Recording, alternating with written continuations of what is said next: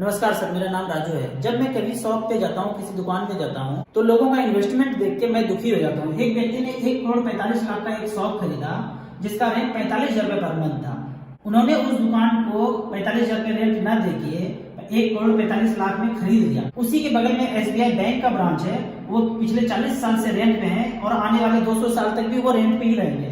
तो मैं आपको ये दिखाता हूँ कि अगर वो अपना दुकान 1,45,00,000 में ना खरीद के 45,000 का रेंट ही देते रहते और ये 1,45,00,000 रुपया अगर SBI म्यूचुअल फंड में इन्वेस्टेड होते और मात्र 10% का रिटर्न होता, तो 15 साल में ये पेंशन 45,000 रुपए पर मंथ मिलते रहता और बाद में 15 साल के बाद ये पैसा वर्थ बचता उनके पास 4,57,00,000।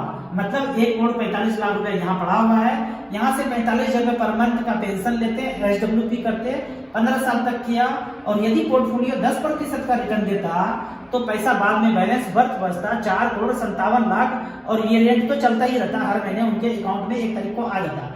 यदि यही पोर्टफोलियो 20 साल के लिए देखा जाए तो 45,000 रुपए पर मंथ उनको 1 तारीख को आते रहता SWP के तहत, पेंशन के तहत, और 20 साल के बाद पैसा बचता 7,18,00,000। और यदि यही सिलसिला 25 साल तक चलता तो पैसा बाद में बैलेंस वर्थ बचता 11,46,00,000 रुपया।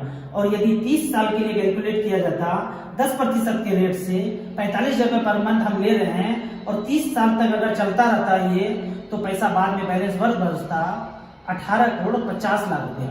ये छोटा छोटा कैलकुलेशन देख के मेरा बुद्धि चकरा जाता है और मैं हमेशा रेंट पे रहना चाहता हूँ, जैसे बैंक रेंट पे रहना चाहता है। मैं सच पूछे तो मैं कभी घर खरीदना नहीं चाहता हूँ, कभी कोई प्लॉट फ्लैट नहीं खरीदना चाहता हूँ। यदि आप ऑफिसर हैं और इस तरह का छोटा छोटा कैलकुलेशन जानना है तो मेरे नंबर 9929641265 पे मुझे व्हाट्सएप कर सकते हैं। Thank you so much.